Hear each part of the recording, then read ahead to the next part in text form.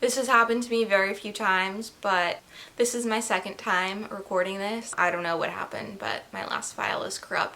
Hey guys, what's up? It's Erica. Welcome to or welcome back to my channel. If you are new here, make sure to subscribe. This past weekend, I was visiting my sister who goes to Cal Poly SLO.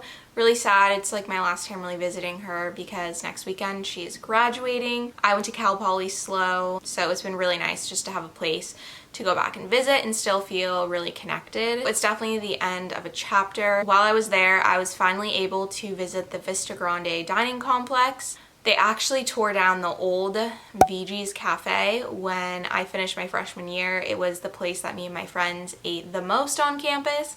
And honestly, I don't know how students survived living on campus without VG's. If you've looked up anything about Cal Poly SLO and the pros and the cons, a huge con that almost everyone mentions is that there is not great food, there's not tons of options.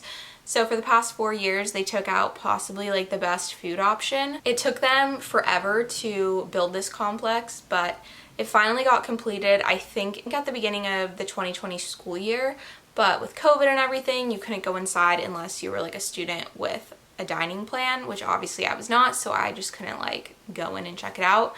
But I was finally able to go in and check it out this past weekend. It's definitely going to enhance the Cal Poly experience, gonna hopefully fix a lot of issues that students have on campus. So I did do a little bit of internet research and I did read that all the little like restaurants in there have a rotating menu that changes monthly. It's not just constantly the same food being offered, because as a freshman, you can get tired of eating the same food very quickly because other restaurants aren't super close. So for the most part, unless you're Uber eating or if you have a car, you're mostly eating on campus for every single meal. So level 1 has a Jamba Juice, which if you didn't know, Jamba Juice was created as a senior project at Cal Poly. They already have a Jamba Juice in Poly Canyon Village, which is where second years and older live. So it's nice to have a Jamba Juice really like in the center of campus. And also down there, there's a market with a lot of grab and go options, which I think will be perfect for freshmen. Tons of like easy sandwiches, fruit cups, yogurt, all that type of stuff. Then we made our way up to the second floor, and the second floor really felt like a mall food court. It felt so modern. So they have a place that's called Brunch, which features a lot of breakfast and brunch foods. When I was a freshman, I ate tons of cookies for breakfast because Cal Poly just really didn't have great breakfast options.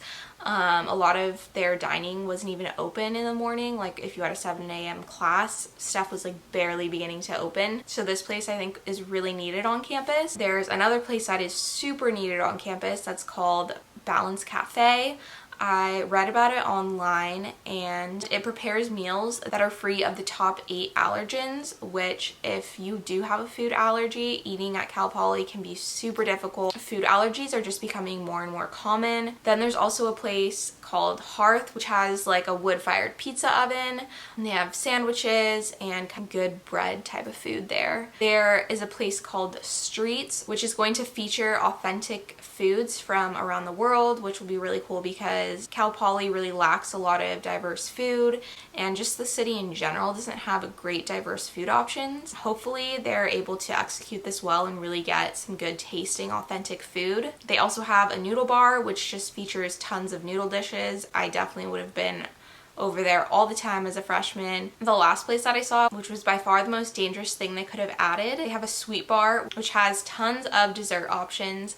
They have gelato, baked goods, and it seems like they've sourced some of this stuff from local like bakeries and ice cream places in SLO, which is really cool. I can imagine like as a freshman how tempting that will be to go all the time. Then we went up to the third floor, which was mainly just offices for people who work in dining at Cal Poly, and there was also a terrace area. There were tons of terraces and outdoor eating spots with tons of comfortable chairs. It looks like a really great place where you could go and grab a bite to eat and study, or go and grab a bite to eat with friends. I definitely think this is going to be a huge hub on campus, and it's definitely been needed. Cal Poly is just like growing in popularity every year, so they definitely needed to up their food game. I'm super happy that I was able to check it out before my sister graduates, and who knows when the next time I'll visit SLO will be. I have tons of other videos talking about Cal Poly if you want to check those out. Thank you guys so much for watching, and I will see you guys in my next video.